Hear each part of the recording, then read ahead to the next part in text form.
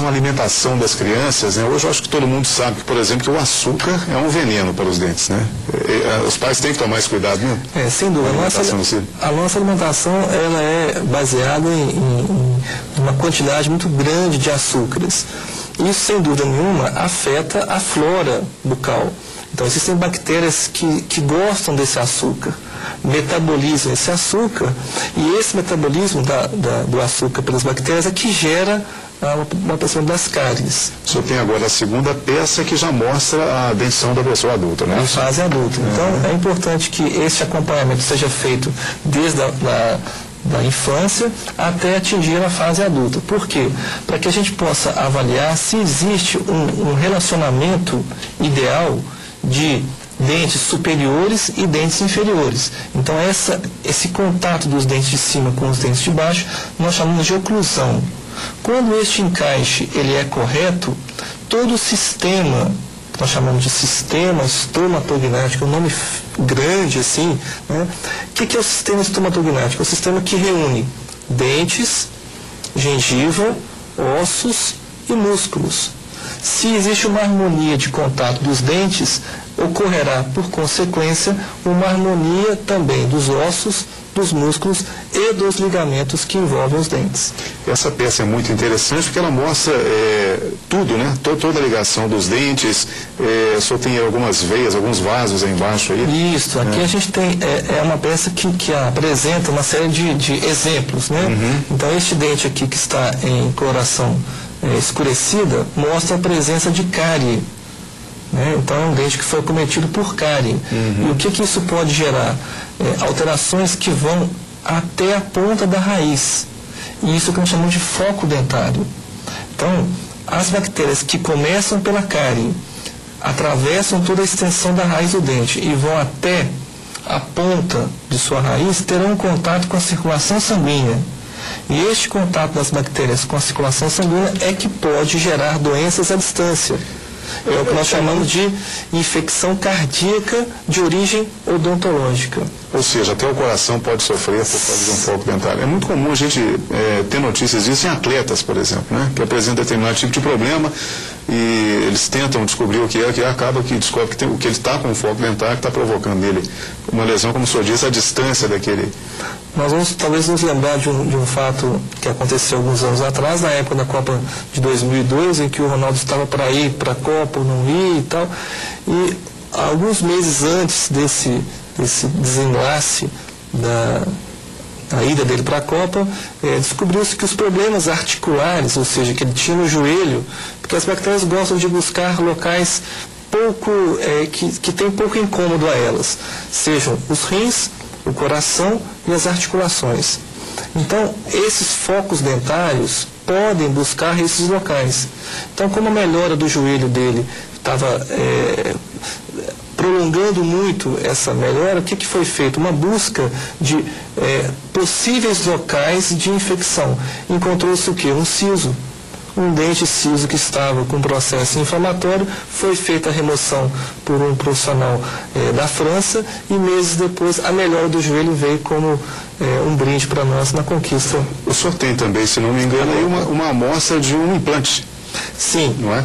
Que é uma coisa muito na moda ultimamente. Né? Do lado de cá, nós temos as perdas dentárias que ocorrem por vários motivos, sejam eles motivos congênitos, sejam eles motivos adquiridos por processos inflamatórios ou até mesmo traumas de face.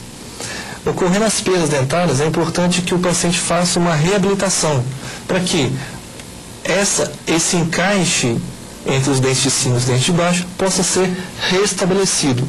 Isso é possível através de próteses móveis, pontes fixas ou os implantes dentários. Aqui é um exemplo de 2 implantes dentários que construiu-se uma ponte fixa entre eles, restabelecendo assim a oclusão entre os dentes de cima e os dentes de baixo.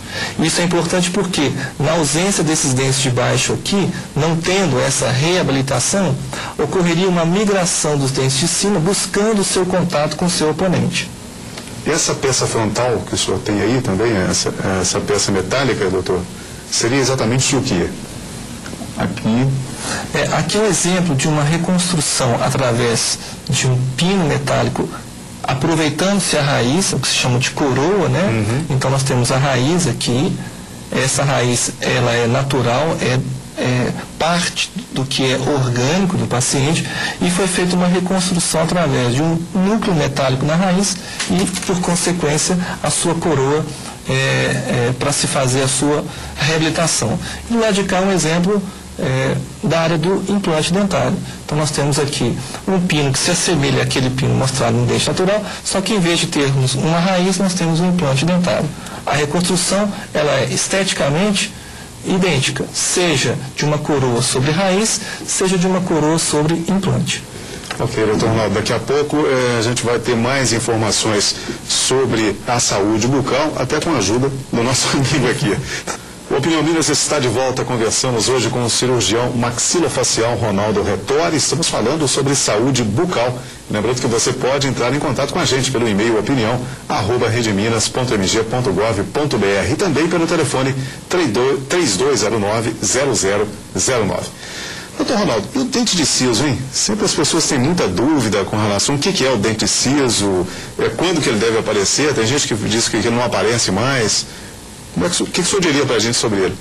Bom, inicialmente nós temos que nos lembrar que a quantidade de dentes de leite são número de 20 e a quantidade de dentes permanentes são número de 32.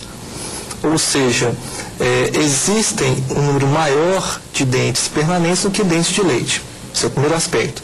Segundo aspecto, ocorre uma troca que ela é sistemática e cronológica. Entretanto, o último dente a aparecer na boca é o dente siso, chamado terceiro molar ou dente siso.